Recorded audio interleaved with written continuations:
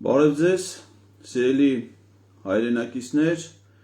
սկսում ենք այսօրվա հերթական մեր թեմատիկ զրույցը և կարծում եմ, որ այս թեման հատկապես այս օրերին, երբ որ Տավուշի մարզի Կիրանց գյուղից մեկնարկել է Բագրատ Սրբազանի առաջնորդությամբ Տավուշը հանուն հայրենիքի շարժումը և այն օր-օրի մեծ թափ է հավաքում և մեր սիրելի Սրբազանի առաջնորդությամբ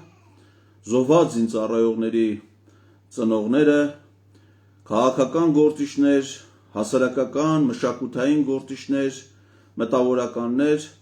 շարժվում են դեպի Երևան և նախատեսված է նրանց սպասված մուտքը մայրաքաղաք ընդամենը 2 օրից մայիսի 9-ին։ Այս թեմայով իհարկե ես այս շարժմանը վերաբերյալ, մեր մասնակցության վերաբերյալ ես առանձին թեմատիկ զրույց եմ նախատեսել վաղը նույն ժամին 23:00-ին, բայց այսօրվա թեմատիկ զրույցը ըստ էության բովանդակային իմաստով է կապված այդ շարժման և դրա հնարավոր հանգուցալուծման հետ։ Այս պահին մեր ուղիղ եթերով Facebook-յան հեռարձակմանը զուգահեռ հեռարձակում է իրականացնում 168.am լրատվական կայքը, ինչի համար ես շնորհակալություն եմ հայտնում 168-ի մեր գործընկերներին, ինչպես նաև հետագայում այս տեսանյութերը տարածում են իրենց սոցիալական հաշիվներում և YouTube-յան կայքերում տարբեր լրատվականներ, ավանդույթի համաձայն դա անում է Հայելի.am, Ասեկոս.am, Անտիֆեյք.am, Փաստինֆո.am, Լուսաբան.am լրատվական կայքերը, ինչպես նաև հայկական երկրորդ հեռուստաալիքը պարբերաբար պատրաստում է այս տեսանյութերի հիման վրա նաև ռեպորտաժներ լրաբեր լրատվական թողարկման համար։ Ես նաև ուզում եմ դիմել այս պահին ինձ լսող մարդկանց և խնդրել, որպեսզի այս եթերը, այս թեմատիկ զրույցը տարածվի նաև իրենց սոցիալական հաշիվներում, Facebook-յան էջերում, ինչպես նաև խմբերում, որոնց նրանք անդամակցում են։ Այս թեմայով ես վերջին շրջանում, վերջին ասածդ արդեն դառնում է 1.5 տարի, հաճախ եմ խոսում և պարբերաբար եմ խոսում, համարելով այն մեր քաղաքական օրակարգի գլխավոր խնդիրներից մեկը և Նիկոլ Փաշինյանից նրա հանցավոր ապօրինի ռեժիմից ազատվելու հիմնական, օրինական և հնարավոր քաղաքական մեխանիզմներից մեկը։ Դա վերաբերում է վարչապետին անվստահություն հայտնելուն։ Եվ ահա այս մոլեգնող ես կասեի հասարակական տրամադրությունների և սկիզբ առած շարժման պայմաններում այս խնդիրը ստանում է չափազանց մեծ արդիականություն, կարևորություն և նշանակություն։ Ուստի թերևս մեկ անգամ, վերջին անգամ միգուցե, որովհետև ամեն օր էլ չի կարելի դրա մասին խոսել միգուցե, ես ուզում եմ այսօր հանգամանալից ձեզ ներկայացնել այս գործընթացի իրավական, քաղաքական ասպեկտները։ Երբ է դա հնարավոր, ինչ մեխանիզմներով է հնարավոր, ինչպես է դա հնարավոր, ինչու մինչև հիմա հնարավոր չի եղել, ինչ հետևանքներ ենք մենք ունեցել դա չունենալու հետևանքով և այլն։ Եվ այսպես, 2015 թվականի սահմանադրական փոփոխություններից հետո Հայաստանը այլևս դարձել է խորհրդարանական երկիր։ Այդ սահմանադրական փոփոխությունների հիմնական դրույթները ուժի մեջ է մտել 2018 թվականի ապրիլից։ Եվ խորհրդարանական երկիր ինչ է նշանակում ըստ մեր սահմանադրության, որ իշխանության առաջնային աղբյուրը, որով որ ժողովուրդը իր օրինական իշխանությունը անմիջապես փոխանցում է ընտրություններով, դա միայն ու միայն ազգային ժողովն է։ Այսինքն մինչև այդ սահմանադրական փոփոխությունները, մինչև երկրի խորհրդարանական համակարգին անցնելը, ուղիղ ընտրությամբ ընտրվում էր և ազգային ժողովը, և հանրապետության նախագահը։ Հիմա այլևս հանրապետության նախագահին էլ է ընտրում ազգային ժողովը։ Այսինքն մենք քաղաքացիներս ընտրում ենք միայն ազգային ժողով, որին պատկանում է ոչ միայն օրենքներ ընդունելու իրավասությունը, այլ նաև սահմանադրական այլ մարմիններում նշանակումներ կատարելու եւ նաև պաշտոնից որոշ դեպքերում նաև պաշտոններից հետ կանչելու իրավասությունը։ Դա վերաբերում է ոչ միայն հանրապետության նախագահին, այլ նաև հանրապետության վարչապետին, սահմանադրական դատարանի օրինակ դատավորներին, վճռաբեկ դատարանի դատավորներին, կենտրոնական ընտրական հանձնաժողովի նախագահին, կենտրոնական բանկի նախագահին եւ այլն։ Այսինքն մենք գործ ունենք հիմա միայն մեր իշխանության իրականացնողը հիմա փաստացի ազգային ժողովն է։ Այն որ մենք ֆետիշացնում ենք, ինչ-որ գերագնահատում ենք վարչապետի դերը, դա ըստ էության սխալ եւ որոշակի իմաստով իներցիոն ընկալում է, որովհետեւ մենք հիմա վարչապետին պատկերացնում ենք որպես պետության ղեկավար, ճիշտ այնպես ինչպես հանրապետության նախագահը, եւ ամեն ինչը ակնկալում ենք իրենից։ Այս որոշում է, ինքը էս անի, ինքը ոչ։ Ինքը ընդամենը մի պաշտոնյա է, որ այդ պաշտոնը ստանձնել է խորհրդարանի շնորհիվ եւ ազգային ժողովն էլ կարող է նրան անվստահություն հայտնի եւ հեռացնի պաշտոնից։ Ինչ ասում այդ իմաստով սահմանադրությունը։ Սահմանադրության երկրորդ հոդվածն ասում է. Հայաստանի Հանրապետությունում իշխանությունը պատկանում է ժողովրդին, մեզ բոլորիս։ Ժողովուրդն է իր իշխանության իրականացնում ազատ ընտրությունների, հանրաքվեների, ինչպես նաև սահմանադրությամբ նախատեսված պետական տեղական ինքնակառավարման մարմինների պաշտոնատար անձանց միջոցով։ Իդեպ ասեմ, ստե մի կարևոր ձևակերպում կա, որ իշխանության յուրացումը որևէ կազմակերպության կամ անհատի կողմից հանցագործություն է։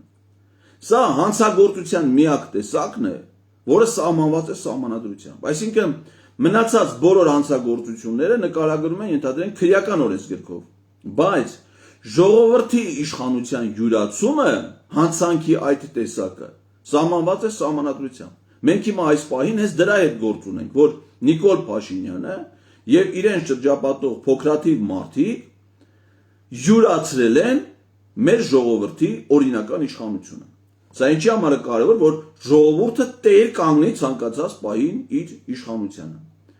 Հիմա ինչ վերաբերում է падգամավորներին, օրինակ ասում ենք, չէ, եթե անվստահություն կանդրադառնանք դրան։ Եթե անվստահության գործընթաց սկսվի, ԿՊ-ականները շատ են, իրանք ամենամեծ խմբակցությունն են, իրենք անվստահություն չեն հայտնի, իրենք, տենց անընդհատ մենք իրանց դիտարկում ենք շատերը ընկալումների մեջ, որպես խումբ, որպես խմբակցություն, որպես մի ընդհանուր հանրույթ, բայց իրականում դա տենց չի։ Ես ձեզ փորձում եմ ամեն ինչը ներկայացնել սահմանադրության տրամաբանությամբ։ Սահմանադրությամբ ասվում է 94 հոդված ներկայացուցչական մանդատը։ Պատգամավորը, ոչ թե խումբը, խմբակցությունը, պատգամավորը ներկայացնում է ամբողջ ժողովրդին, կաշկանդված չէ հրամայական մանդատով, առաջնորդվում է իր խղճով եւ համոզմունքներով։ Այսինքն նա ցանկացած պատգամավոր որոշումներ կայացնելուց կապ չունի իր խմբակցությունը ինչ դիրքորոշում ունի, իրան ինչ հաղորդագրություն է ստացել, ենթադրենք իրանց կուսակցության խմբից, WhatsApp-ի, վարչապետը իրանց ինչա գրե, Արայիկ Հարությունյանը վարչապետի անունից իրան ինչա գրե, կապ չունի դա, Վահագն Ալեքսանյանը որպես վարչության նախագահի տեղակալ ինչ հաղորդագրություն է գրե, խմբակցության ղեկավարը ինչ ասե, դա հակասահմանադրական է։ Սահմանադրությամբ ասում է ամեն մի առանձին վերցրած պատգամավոր ներկայացնում է ողջ ժողովրդին, կաշկանդված չի հրամայական մանդատով, առաջնորդվում է իր խղճով եւ համոզմունքներով։ Շատ քիչ դեպքեր կան, երբ որ խորհրդարանում որոշումը կայացնում է խմբակցությունը, ասենք օրինակ մարդու իրավունքների պաշտպանի թեկնածու առաջադրում է ոչ թե պատգամավորը, այլ պատգամավորական խմբակցությունը, բայց որևէ մեկին այդ պաշտոնում ընտրելուց արդեն որոշումը կայացնում է ոչ թե խմբակցությունը, այլ պատգամավորը։ Սա որպեսզի այդ ԿՊ-ականների նկատմամբ մեր պատկերացումները ընդհանրական չլինեն եւ նրանցից յուրաքանչյուրից մեր պահանջները լինեն հստակ։ Սա սահմանադրության այդ ձևակերպումը դրա համար։ Հիմա մենք կանգնած ենք բազմաթիվ մարտահրավերների առաջ, որոնք մեր երկրում առաջացել են հիմնականում 2018 թվականի Ադրբեջանը թուրքական հեղափոխությունից հետո, որի հետևանքով ճիշտ այս օրերին վաղը կլռան այդ ողբերգական իրադարձության 6-րդ տարելիցը, մայիսի 8-ը, երբ որ Նիկոլ Փաշինյանը ընտրվեց վարչապետի պաշտոնում։ Ուրեմն այդ պահից սկսեցին ողբերգություններ, 2 տարի անց եղավ Արցախում պատերազմ ունեցավ մեզ համար ողբերգական հետևանքներ, որոնք շարունակվում են։ Եվ այսօր մենք եկեք կանգնել ենք երկրի պետականության կորստի իրական վտանգի առաջ, չասեմ, որ ֆունկցիոնալ իմաստով մեր պետությունը արդեն իսկ դադարեցրել է իր գոյությունը, որովհետև այն ֆունկցիաները, որոնք պետությունը պետք է իրականացնի, մասնավորապես քաղաքացիների անվտանգության ապահովումը, պետության անվտանգության ապահովումը, երկրի զարգացումը եւ այլն, ի վիճակի չի այս իշխանությունը իրականացնել։ Մենք կորցնում ենք մեր տարածքները, ապօրինի բացատրություններով, գոյություն չունեցող Ալմաթայի հռչակագրով, անմիտ մեկնաբանություններով մեր երկիրը հանձնվում է թշնամուն եւ դա շարունակական բնույթ է կրում եւ կրելու, երբ որ հետեւում ենք Իլհամ Ալիևի հայտարարություններին։ Հիմա այս ամենը կանխելու համար գոյություն ունի ըստ մեր սահմանադրության նույն 3 հնարավորություն, այսինքն որպեսզի այս աղետը կանխվի, պետք է Նիկոլ Փաշինյանը Հայաստանի վարչապետ չլինի։ Եթե նրա փոխարեն վարչապետ է լինում մեկ այլ մարդ, բնականաբար նա ունենում է այլ պատկերացումներ, պետությունը կառավարվում է այլ մոտեցումներով։ Մարդուց շատ բան է կահանեց, չի էլի, որ մեկը ով է լինի, տենց ալնելու, ոչ տենց չի։ Մարդիկ են որոշում։ Կասենք, եթե հիմա ինձ լսում են կամ կլսեն մասնավոր ընկերությունների ղեկավարներ, ձեզ համար միևնույն է, թե ով կլինի ձեր ընկերության տնօրեն։ Ով էլ լինի, միևնույն է մրցակիցները ձեզ հաղթելու են, ով էլ լինի, միևնույն է հարկերը նույնն են, ով էլ լինի, միևնույն է սենցալ, միևնույն է վաճառքները սենց են, իհարկե ոչ։ Եթե ունենում եք լավ տնօրեն, ինքը ֆինանսական մենեջմենտ է իրականացնում, միջոցներ է տնօրինում, տնտեսում ընկերության, եթե լավ մենեջեր է, վաճառքներն է ավելացնում, գործընկերների հետ հարաբերությունները, եթե վատալնում ընկերությունը տանում է կործանման։ Հիմա մեր պետությունը ունի վատ ղեկավար։ Հետևաբար մեր ողբերգությունները նրա վատ կառավարման հետևանքներ են։ Եվ եթե նրան փոխարինում է ուրիշ մի ղեկավար, որ ունի այլ պատկերացումներ, բնականաբար նրա գործողությունները մեզ բերելու են ուրիշ արդյունքներ եւ տալու են այլ հնարավորություններ։ Սա պարզ տրամաբանական վիճակ է։ Հիմա ինչ է հնարավոր, որ Նիկոլ Փաշինյանը վարչապետ չլինի։ Եվ մենք կանխենք այս աղետալի ընթացքը։ Ըստ սահմանադրության կա 3 հնարավորություն։ Առաջինը նրա մահն է, որ նա մահանա։ Ու ցանկացած մարդ միևնույն է մահանալու է, հնարավոր է որ նաև վարչապետը մահանա այդ պաշտոնում, ասենք տարբեր են լինում մահվան, առողջական, ասենք ինքնաթիռի կործանում, ունեք տենց էլ ա եղել պետությունների ղեկավարների պարագայում, ասենք հիմա ինքը գնում է Մոսկվա, մեկ էլ տեսար, ինչ ասես կարա լինի։ Հիմա բայց դա մեզնից կախված չի, որևէ մեկից կախված չի։ Չնայած ինքը ասում է, որ 9 դրվագ մենակ ես եմ արձանագրել, երբ որ ինքը ասում է ինձ տարեք հրապարակում գնդակահարեք, չգիտեմ, երբ որ ժողովուրդը որոշի ինձ կանգնացնեն պատի տակ, ես գնդակահարեն, ես հլու հնազանդ կգնամ կկանգնեմ գնդակահարության պատի տակ, եւ անցած տարել այս օրերին Պրահայում հայ համայնքի հետ հանդիպման ժամանակ նման անմիտ, անօրինական, դաժան պատժի ձևերասահմանը ինքն իր համար, բայց դրանք բացի դրանից օրինական չեն, ոչ մեկ հնարավոր չի դանի, դա Աստծո կամքն է։ Երբ դա կլինի, չգիտենք։ Հետևաբար այս տարբերակը հիմա չենք քննարկում, թե ոնց անենք, որ նա չլինի։ Դա մեզնից կախված չի։ Երկրորդ տարբերակը, որ նա վարչապետ չլինի, դա իր գործողություններով է պայմանավորված, որ ինքը հրաժարական տա։ Հիմա այսօր էլ մամուլի ասուլիսի ժամանակ ես վաղը մանրամասն դրան կանդրադառնամ, ասում է թե ինչքան հրաժարական տամ է, ես արդեն 2 անգամ հրաժարական եմ տվել, խոցի ծաղր առնկա ամեն անգամ ես հրաժարական չեմ տալու։ Ուրեմն ասեմ ձեզ, որպեսզի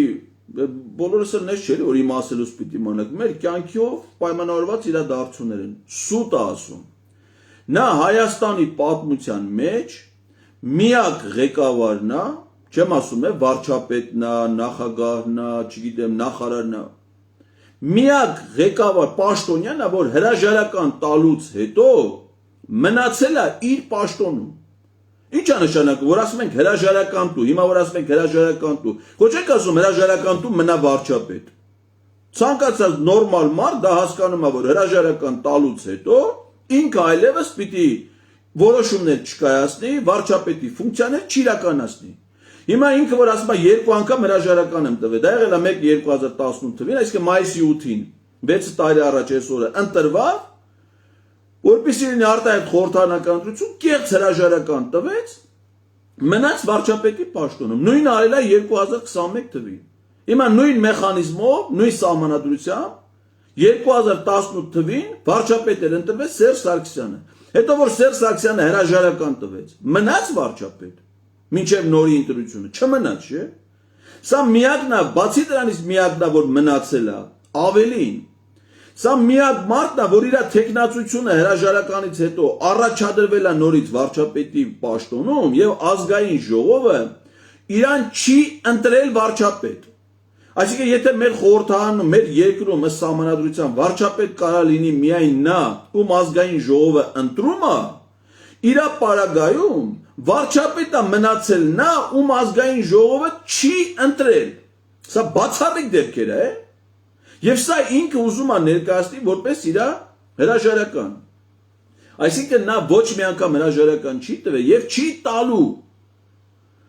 2018 թվին այդ կեղծ հրաժարականը տվել շարունակեց մնալ, 2021-ին նույն արած եւ 2021 թվին նաեւ ունենալով հանցավոր պայմանավորվածություն Արմեն Սարգսյանի հետ, Գագիկ Ծառուկյանի հետ, Էդմոն Մանուկյանի հետ, նրանք այդ կեղծ process տարան պայմանավորվածություն ձեռք բերեցին, որ հրաժարականից հետո նրանք տեխնացու պիտի չառաջադրեն եւ այլ, սա ընտրվեց։ Եվ մնաց այդ պաշտոնում, այսինքն նա օրինական ընտրված մարդ չի։ 2021 թվին եթե նա վարչապետի պաշտոնը չզբաղեցներ, քաղաքացիական պայմանագիր կուսակցությունը իմ խորին համոզմամբ նույնիսկ 5%-ի շեմը չէր կարող հաղթահարել։ Այսինքն նա կարողացել է այդքան ձայն հավաքել, ոչ թե իր հեղինակության, ժողովրդի իր նկատմամբ ունեցած սիրով, ես հարգանք եսի պատերազմից հետո, այլ միայն իշխանության ղեկին լինելու փաստով պայմանավորված։ Եվ դրա հետ հիմա որ նոր ասում են արտահերտ ընտրություններ, չգիտեմ, եթե Նիկոլ Փաշինյանը մնաց վարչապետի պաշտոնում, այդ ընտրության անունը ուզում ես արտահերտ դիր, ուզում ես հերթական դիր, դա իշխանազավթում ալնելու։ Նրան այդ ձևով հնարավոր չի իշխանությունից հեռացնել, որովհետև դա ժողովրդավարական process-ով չի դա անում։ Հիմա Վանաձորում, որ իրանք ընտրություններում պարտվեցին, զիջեցին իրանց տեղը։ Բոլոր համայնքներում գրեթե պարտվել են։ Հաղթել են մենակ այն համայնքներում, որտեղ ուրիշ տեխնացու չի առաջադրվել։ Պարտվելուց հետո են սրանք մնում իշխանության, որովհետև սրանք զավթել են մեր իշխանությունը ժողովրդի։ Սա երկրորդ տարբերակն է, այսինքն հրաժարական, որը ինքը փաստացի չի տալու ինչի համար, որովհետև այդ մարդը արդեն ակնհայտ է, որ ինքը Ադրբեջանի շահերով առաջնորդվում։ Ալիևը թույլ չի տա, որ նա հրաժարական տա։ Էրդողանը թույլ չի տա, որ նա հրաժարական տա։ Որտեղ նա նրանց շահերը սպասարկում են, նրանց համար արդեն անհնար կլինի իրանց ցանկալի որոշումները Հայաստանում ստանալ, եթե վարչապետը Նիկոլ Փաշինյանը չի։ Հետևաբար այս հրաժարականի իրագործումը գործնականում համարեն փակված է թեման։ Եվ դառնում է երրորդը անվստահություն Հայաստանի վարչապետին, ինչը որ Հայաստանի խորհրդարանի ազգային ժողովի սահմանադրական պարտականությունն է։ Այդ հարաբերությունները կարգավորվում է սահմանադրության 115 հոդվածով, հենց տենց է կոչվում է վարչապետին անվստահություն հայտնելը։ Ինչ է ասում առաջին մասով։ Վարչապետին անվստահություն հայտնելու մասին ազգային ժողովի որոշման նախագիծ կարող է ներկայացնել պատգամավորների ընդհանուր թվի առնվազն 1/3-ը միայն այն դեպքում, եթե որոշման նախագծով միաժամանակ առաջարկվում է նոր վարչապետի տեխնացու։ Վարչապետին անվստահության հայտնելու մասին որոշում ազգային ժողովի որոշման նախագիծը քվեարկության է դրվում այն ներկայացվելուց ոչ շուտ, քան 48 եւ ոչ ուշ, քան 72 ժամ հետո։ Որոշումն ընդունվում է պատգամավորների թվի ընդհանուր թվի ձայների մեծամասնությամբ, անվանական քվեարկությամբ։ որոշման ընդունման դեպքում համարվում է, որ վարչապետը հրաժարական է ներկայացրել, իսկ այդ դեպքում սահմանադրության 140 հոդվածի մասի դրույթները կիրառելի չեն։ Վարչապետին անվստահություն կարելի է հայտնել նրա նշանակումից ոչ շուտ, քան 1 տարի հետո, եթե վարչապետին անվստահություն հայտնելու մասին ազգային ժողովի որոշման նախագիծը չի ընդունվում, ապա նման նախագիծ կարող է ներկայացվել ոչ շուտ, քան 6 ամիս հետո։ Արտակարգ դրության ռազմական դրության ժամանակ վարչապետին անվստահություն հայտնելու մասին ազգային ժողովի որոշման նախագիծ չի կարող ներկայացվել կամ քվեարկվել։ Սա անվստահությանը վերաբերող հոդվածն էր։ Հիմա ինչ է սա նշանակում, որ տրամաբանությունը ինչու՞մ է, այս արդեն սկսեմ իրավական տերմիններից անցնել մեկնաբանության։ Ասում եմ, երբ որ ձևավորվում է կառավարություն, դա ընտրություններից հետո է լինում, 1 տարի այս կառավարությունը ունի աշխատելու լիարժեք հնարավորություն։ Կառավարության աշխատել նշանակում է իրագործել ազգային ժողովի կողմից հավանության արժանացած ծրագիր, կառավարության գործունեության ծրագիր։ Հիմա կառավարությունը ունի այդպիսի ծրագիր, 2021-26 թվականների ծրագիր։ Դա էլ ընդունվում է, մշակվում է, հիմք ընդունելով իշխանության եկած ուժերի նախընտրական ծրագրեր, այսինքն ինչ են խոստացել ժողովրդին, ինչի համար են ժողովրդից ստացել այդ իշխանությունը, ծրագիր պիտի ունենան դա իրագործելու համար։ Հիմա 2021 թվին քաղաքացիական պայմանագիրը լրիվ այլ խոստումներ է տվել մեր ժողովրդին, թե անվտանգության հարցերով, թե արտաքին քաղաքականության հարցերով, թե ներքին քաղաքականություն, լրիվ այլ խոստումներ է տվել։ Այդ խոստումների հիման վրա մշակվել է կառավարության 21-26 թվականների ծրագիրը եւ հիմա իրագործում է սկզբունքորեն այլ քաղաքականություն, ոչ թե տարբերվում է, շեղվում է դրանից, այլ հակադրվում է այդ ծրագրին։ Հիմա այդ 1 տարվա ժամկետը դրա համար է, որ ազգային ժողովը դիտարկի։ Արդյոք կառավարությունը ծրագրով է շարժվում է, թե չէ։ Եթե չէ, գործում է անվստահություն, ավելի շուտ չի կարանի, որպեսզի ուսումնասիրի, տեսնի ծրագիր իրականացնում է, թե չէ, մի տարի հետո արդեն կարող է դա իրականացնել։ Այդ մի տարին անցել է 2022 թվականի օգոստոսի 2-ին։ Այսինքն 2022 թվականի օգոստոսի 2-ից սկսած արդեն կարող էր կառավարությունը ազգային ժողովը անվստահություն հայտնել։ Բայց չի արել, այսինքն սրա համար 3 պայման է պետք։ Մի հատ հիմնավորում, թե ինչի է այդ որոշման նախագիծը դնում շրջանառության, դա հիմա ակնհայտ է։ Վարչապետի թեկնածու, որ դրա պարտադիր պայմանն է սահմանադրության, եւ երրորդը, որպեսզի լինեն բավարար թվով պատգամավորներ, այսինքն կեսից ավելին 107 պատգամավոր են, կեսը կազմում է 53.5, այսինքն 54 պատգամավոր առնվազն պետքա կողմ քվեարկի այս նախագծին։ Հիմա ինչու՞մ է խնդիր։ Հիմա կգանք արդեն խնդիրներին, էլի, որ ենթադրվում է, որ քանի որ ընդդիմությունը 54 չի, 35 է, ուրեմն երբ է դնեն այդ նախագիծը չի ընդունվի։ Բայց դա սխալ տրամաբանություն է, որովհետև եթե տենց լիներ, սահմանադրությունը չի նախատեսի անվստահության ինստիտուտը։ Պարզ է, չէ, որ վարչապետ ով կարա լինի ընդհանրապես, ով որ մեծամասնության ներկայացուցիչն է։ Բայց եթե մեծամասնության ներկայացուցիչն է, այդ տրամաբանության, որ առաջնորդվենք, մեծամասնությունը երբեք նրան անվստահություն չի հայտնի։ Այդ դեպքում հարց առաջանում, բայց ինստիտուտը ինչի համար անվստահություն հայտնելու, որ այս մեծամասնության ներկայացուցիչները դա անեն։ Իսկ մեծամասնության ներկայացուցիչները երբ պիտի անեն, երբ որ վարչապետը չի կատարում կառավարության ծրագիրը, այսինքն իրենց մեծամասնության ժողովրդին տված խոստումները եւ խորհրդանի ցանկացած պատգամավոր ոչ թե խմբակցությունով, այլ անհատապես վերցրած այդ որոշումը կարող են կայացնել։ Պարզ տրամաբանական բաներ է։ Հիմա նայեք, ասեցի, որ 2022 թվականի օգոստոսի 2-ից հնարավոր էր դա իրականացնել։ Ուզում եմ ձեզ հիշեցնել, որ 2022 թվականի օգոստոսի 23-ին, երբ որ ես որպես քաղաքացի հանրահավաք է հրավիրել Հանրապետության հրապարակում, անկախության հռչակագրի ընդունման օրը, ինքս բարձրաձայնեցի, հայտարարեցի անհրաժեշտությունը, որպեսզի խորհրդարանը սկսի վարչապետին անվստահություն հայտնելու գործընթաց, մատնանշելով այն վտանգները, որոնք կարող են առաջանալ այդ գործընթացը չիրականացնելու պարագայում։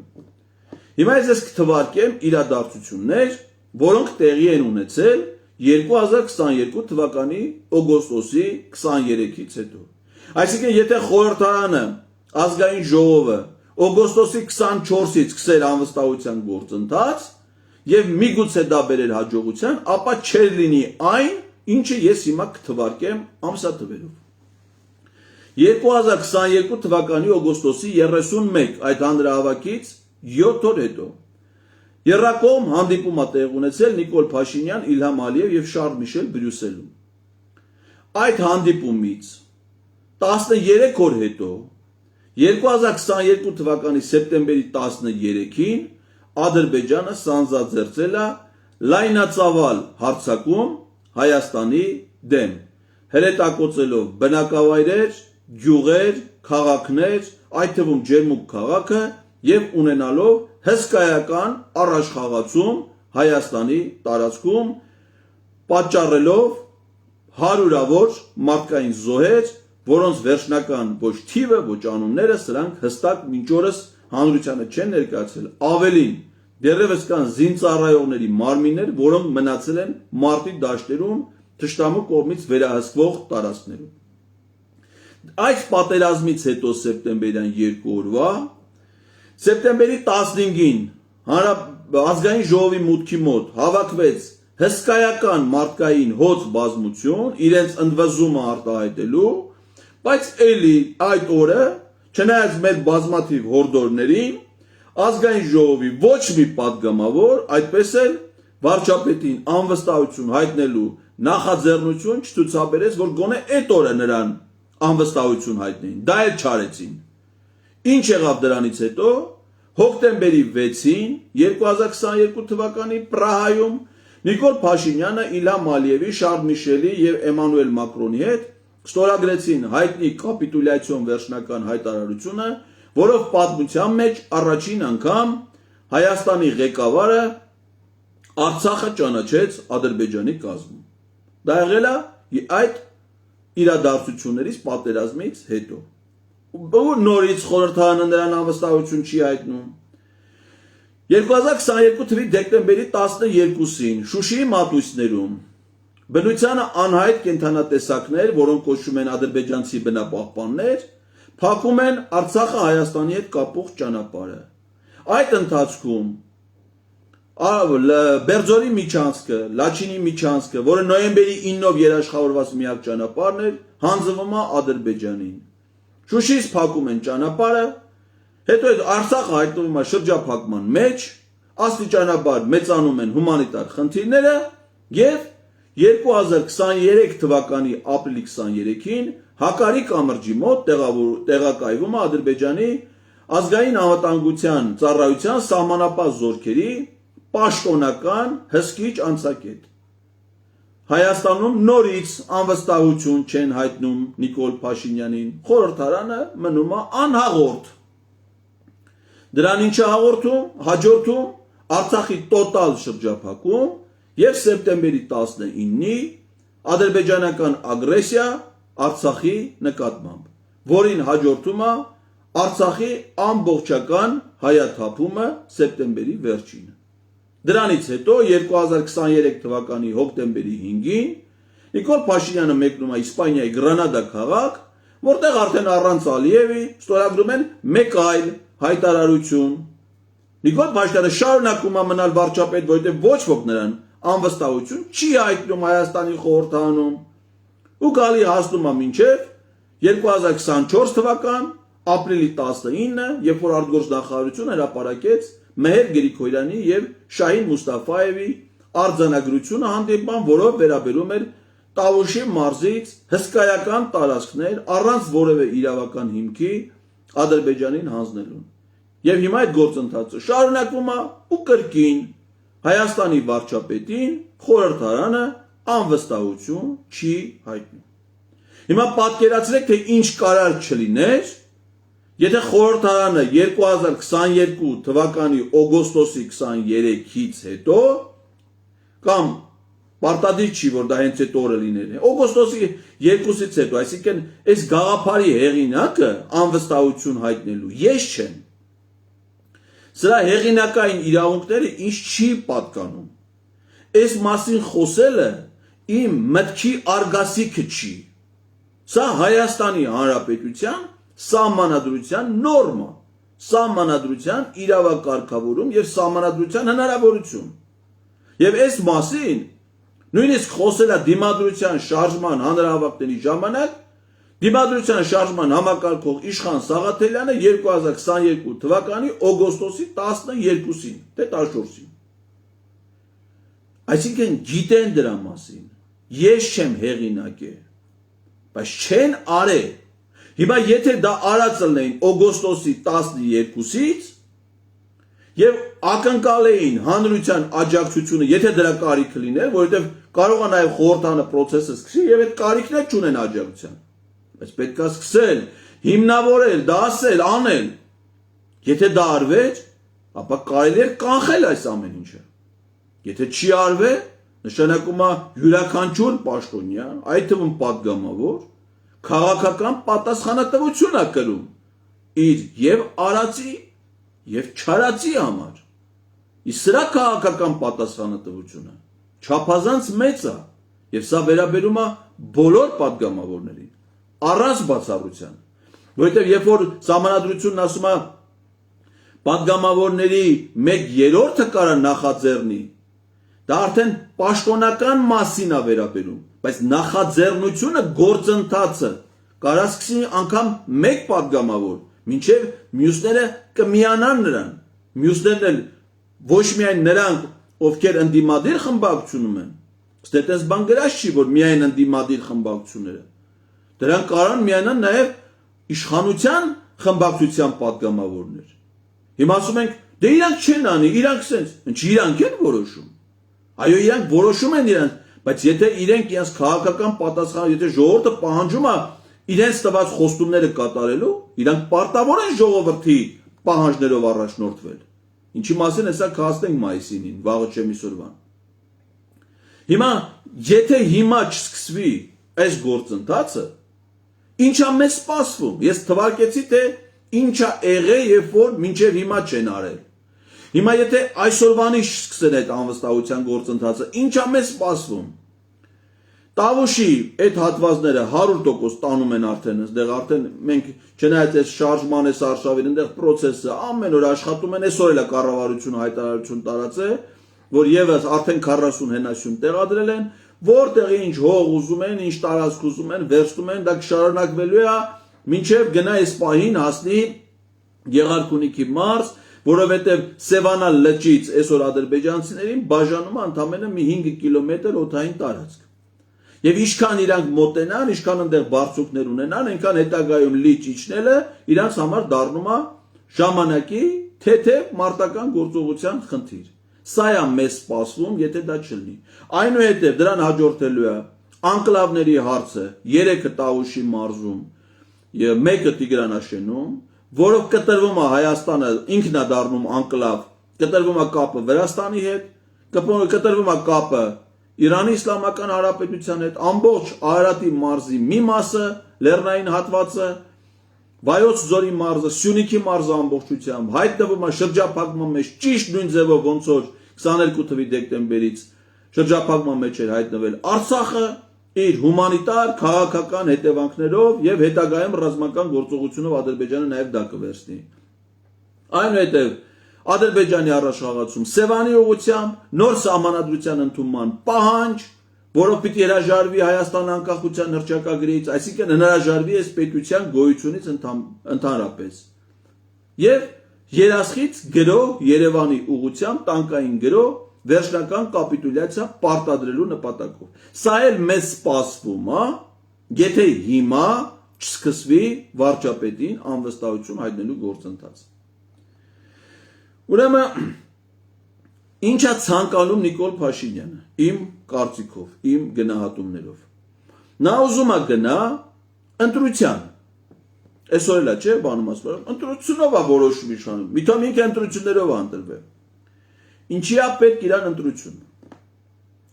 Նախ առաջին հերթին, որպեսզի դնի սահմանադրական հանրաքվե, այսինքն հրաժարվի անկախության հռչակագրից եւ ընդունվի նոր սահմանադրություն։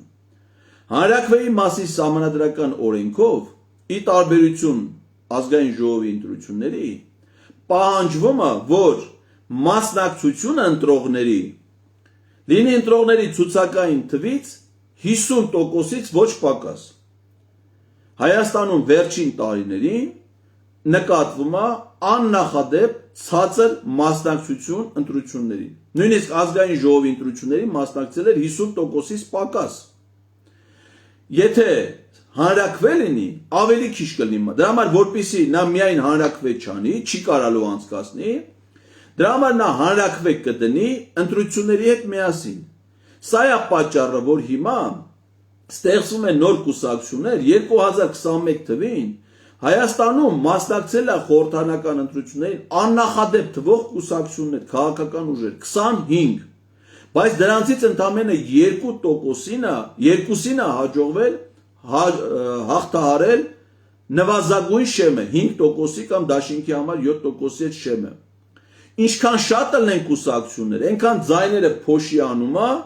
եւ ոչ մեկ չի անցնում պարլամենտ։ Այսինքն ոչ թե ոչ մեկ չի անցնում, իրանք անցնելու են։ Այն մյուսների չալցած ձայներն էլ գալի միանում է իրանց ձայներին, անցնողների։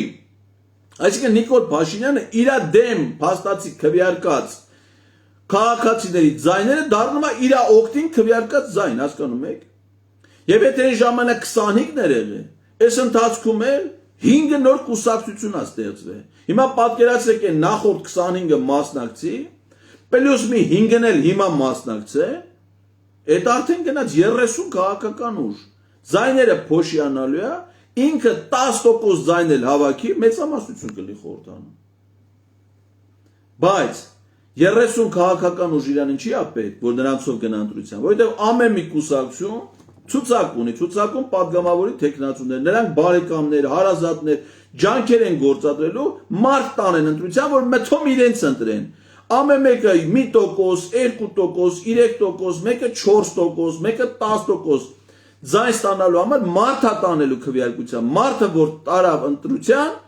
այդ մարդու ձեռքին ակամայից հայտնվելու է նաև հանրաքվեի քվեաթերթիկը։ Այսինքն ապահովելու է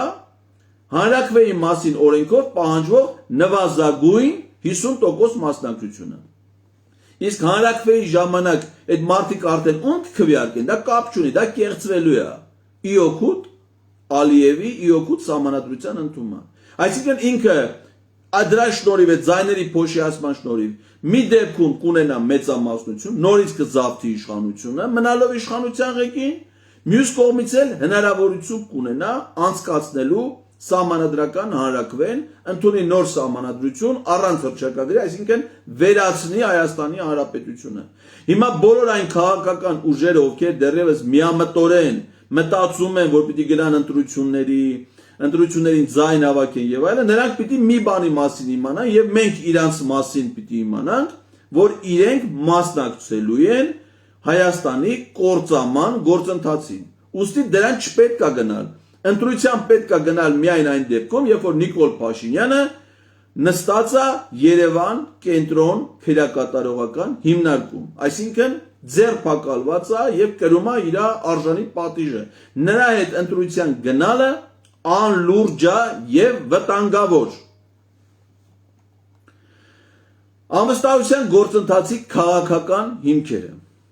Ասեցի, գլխավորը դա նախընտրական խոստումները չկատարելն է, կառավարության գործունեության ծրագրից շեղվելն է։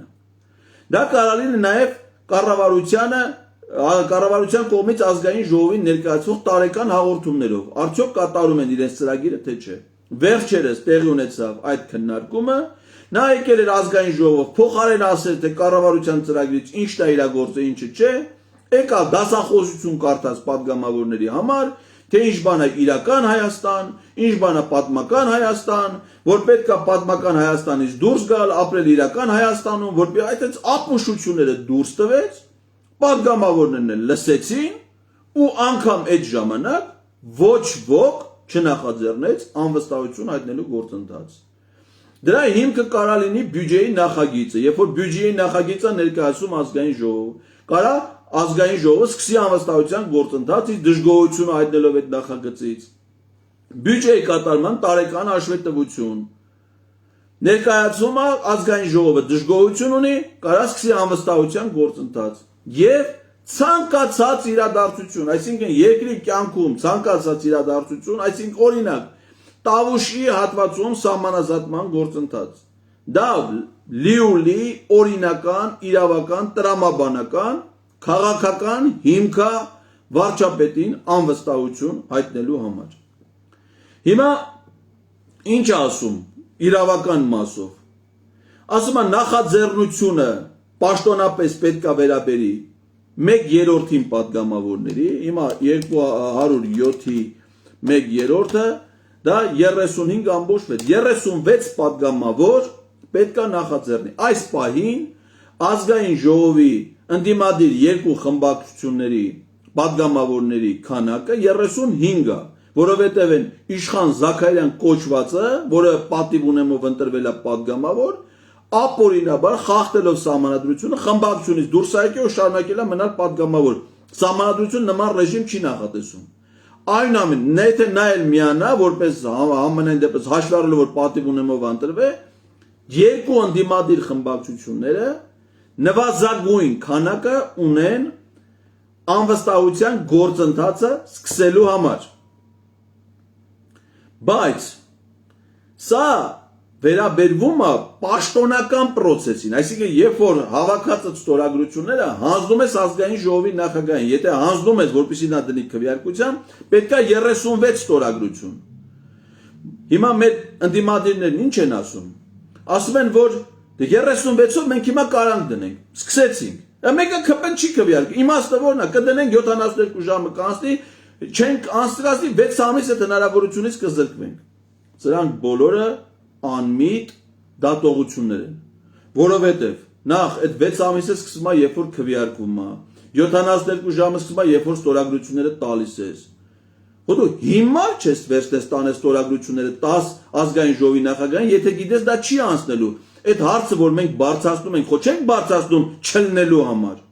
բարձրացնում ենք լինելու համար, այսինքն գործընթացի տերը ինքն է կառավարում։ Եթե մեզ պետք է 54 ձայն, 55 ձայն,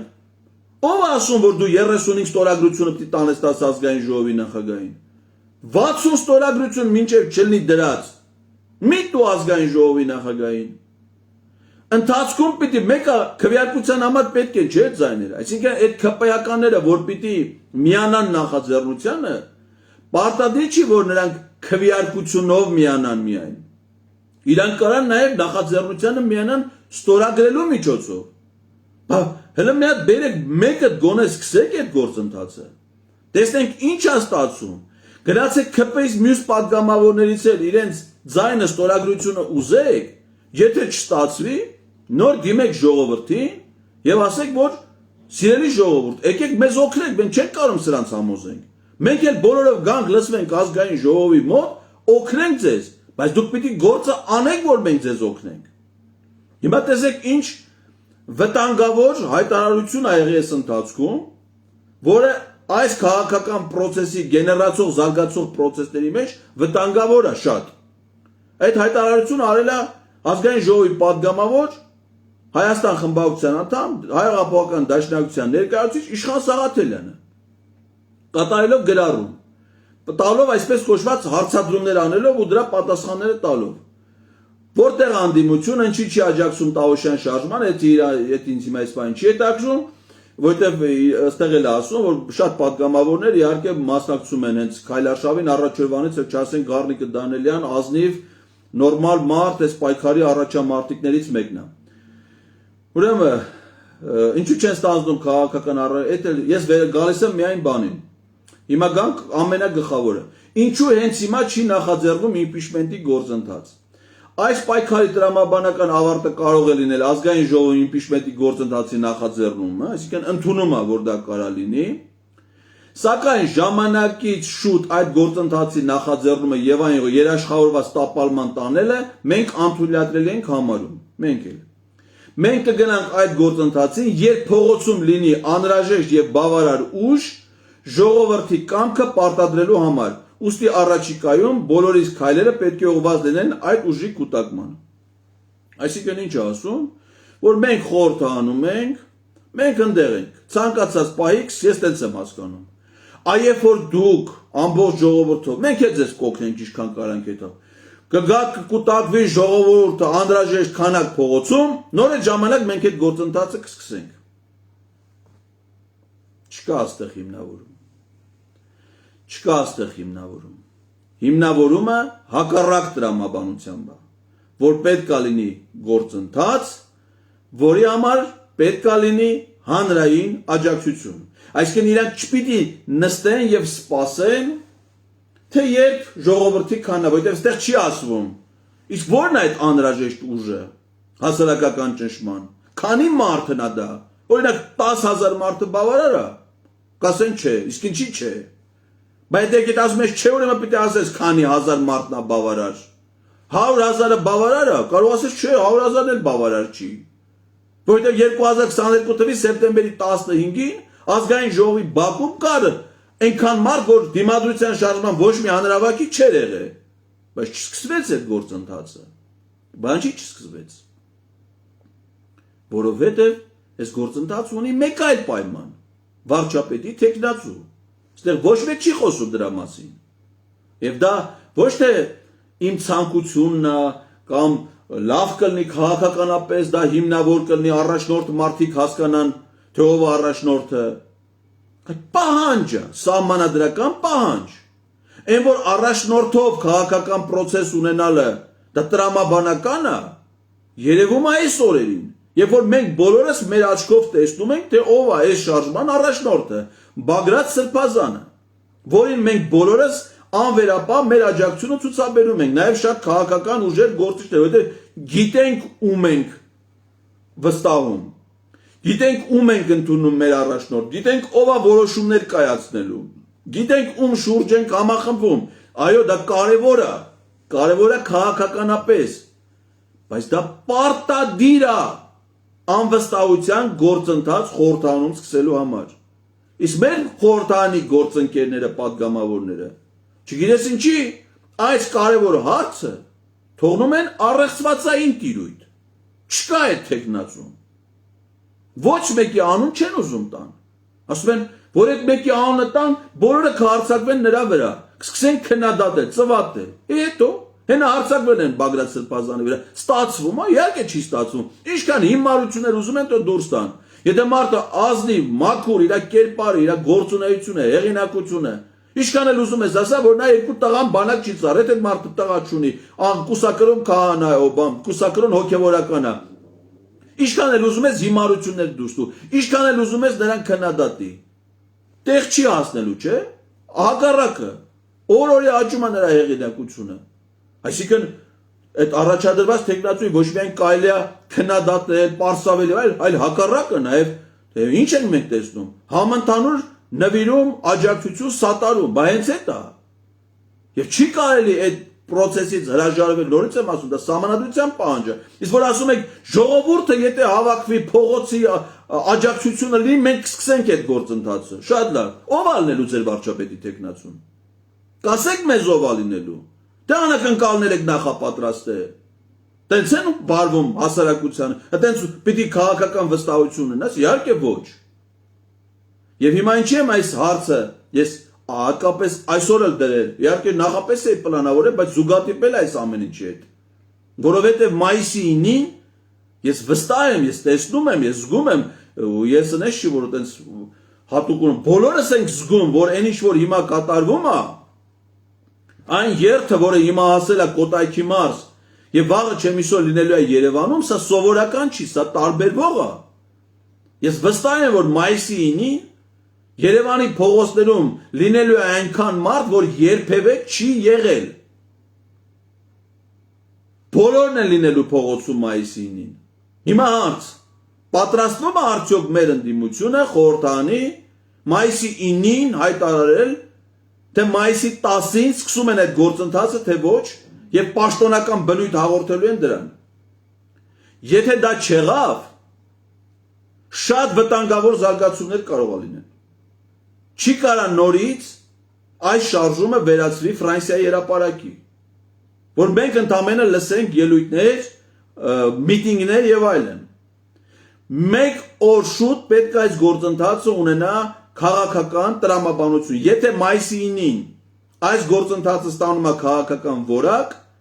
ապա մայիսի 10-ին փողոցում լինելու է իմ խորին համոզմամբ 2 անգամ, 3 անգամ, 10 անգամ ավելի շատ մարդ, քան լինելու է մայիսի 9-ին։ Որոշակիացումը այս խնդրի այս գործընթացի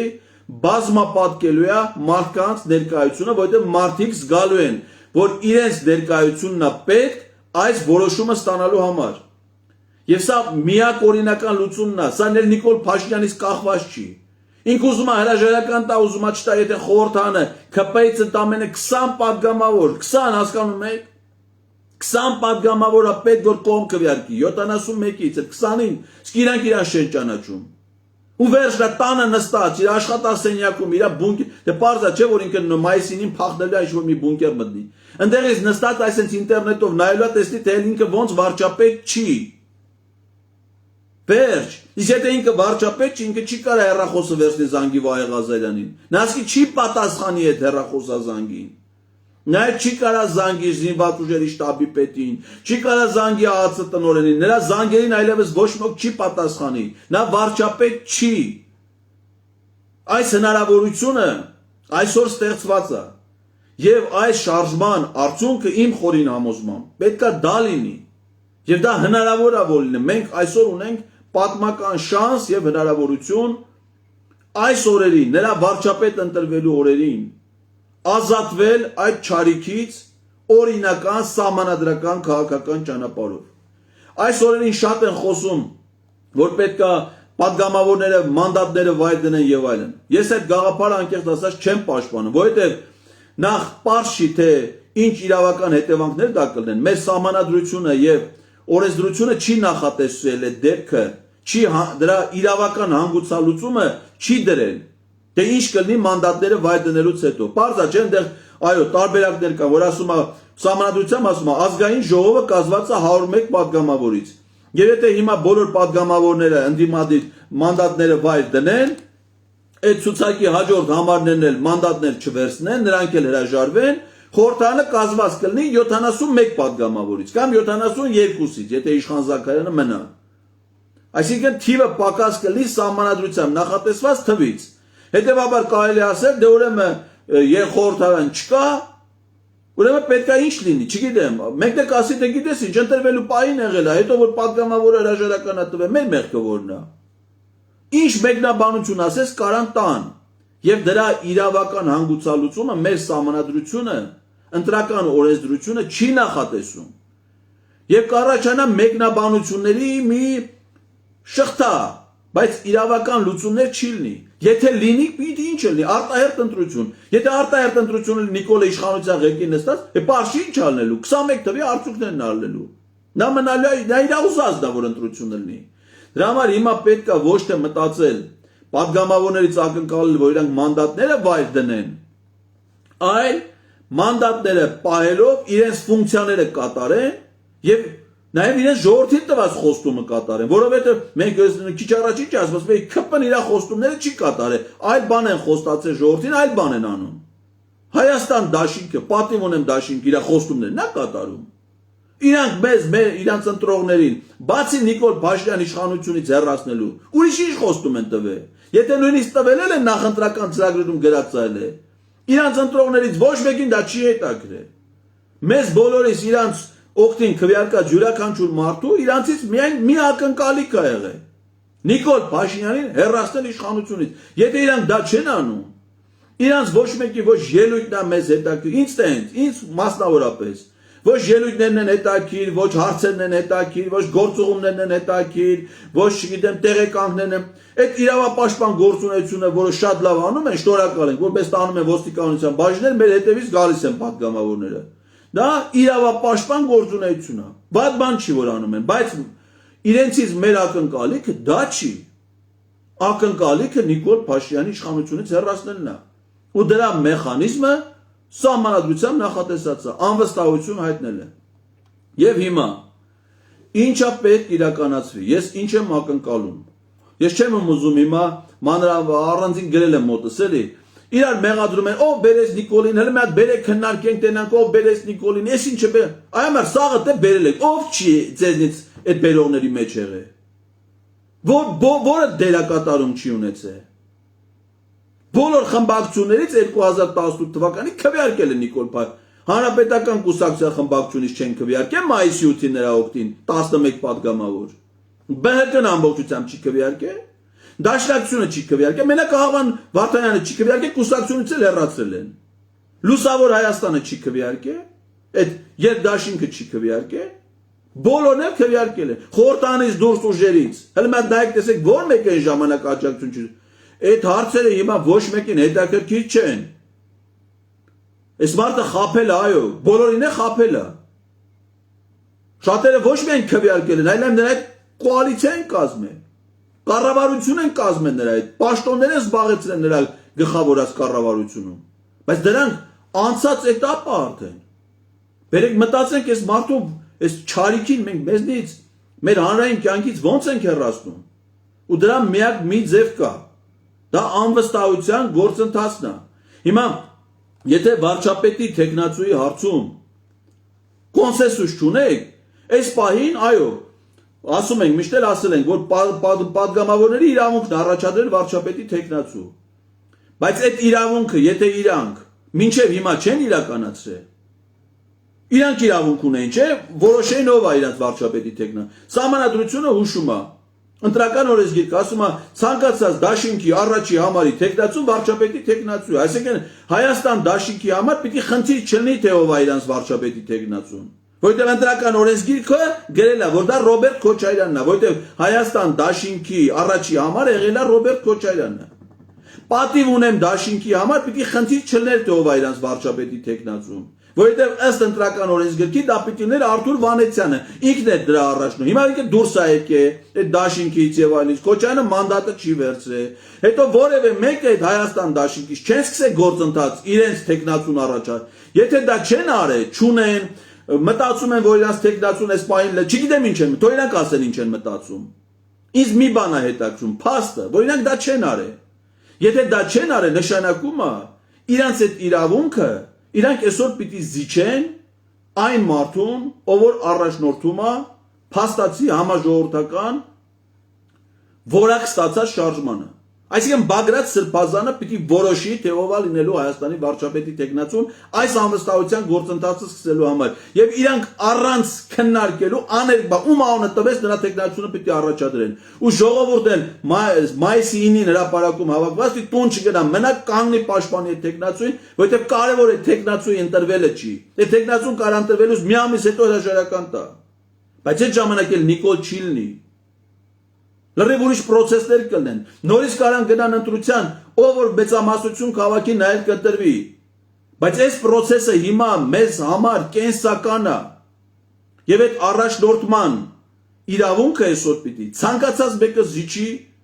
այս համաժողովրդական առաջնորդին։ Պետք է ընդունել մեկի առաջնորդությունը։ Ուստեղ բոլորի կոմպլեքսները պետք է գնան երրորդ պլան։ Այդ մասին ես խոսեմ վաղը համաժողովրդական շարժման մեր միանալու ընդհանուր նպատակների, ծրագրերի եւ խնդիրների մասին։ Բայց մի բան պարզ է, որ այս շարժումը կունենա հաջողություն միայն ու միայն մեկ դեպքում, երբ որ խորհրդարանը այս օրերին նախապատրաստվի